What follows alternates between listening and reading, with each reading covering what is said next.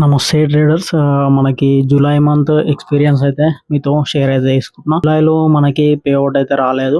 అంతకుముందు previous 3 months మనకి every month ఒక్కొక్క పే అవుట్ అయితే వచ్చింది. బట్ జూలైలో అయితే మనకి లర్నింగ్ అనేది వచ్చింది అనమాట. పే అవుట్ రాకుండా మనకి లర్నింగ్ అనేది వచ్చింది కాబట్టి ఐఎమ్ వెరీ హ్యాపీ. మెయిన్గా నేను ఏమేమి నేర్చుకున్నానో ఇప్పుడైతే మీతో షేర్ అయితే చేసుకుంటున్నా.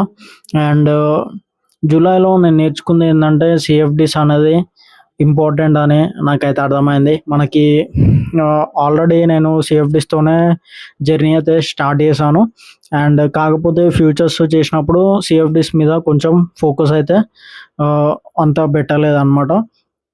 అండ్ అది సిఎఫ్డిస్ అయితే ఇంపార్టెంట్ అని అర్థమైంది.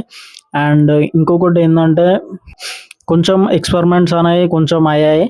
అంటే నేను చేసిన ప్రాఫిటబుల్ సెటప్స్ అవన్నీ ఉన్నాయి. కాకపోతే ఇంకో ఎక్స్పెరిమెంట్ అనేది చేశాను అనమాట. అది కొంచెము ఎఫెక్ట్ అయితే అయ్యింది.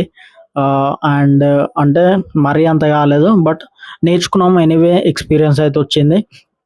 అండ్ ఈ మంత్ ఆల్మోస్ట్ మనము డ్రాడౌన్ ఎలా మేనేజ్ చేయాలో నేర్చుకున్నా.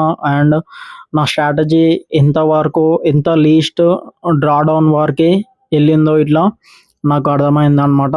అంటే ఈ మంత్ మనకి పే అవుట్ రాలే, బట్ అకౌంట్స్ ఇట్లా బ్లో కాలేదు. నా 50K accounts and 25K accounts అవి ఎక్స్పెరిమెంట్స్ అకౌంట్స్ బ్లో అయితే అయింది. అండ్ ఇంకొక 25K అకౌంట్ ఒక పే అవుట్ వచ్చిన తర్వాత బ్రీచ్ అయితే అయింది అనమాట. అండ్ ఎక్స్పీరియన్స్ అయితే వచ్చింది.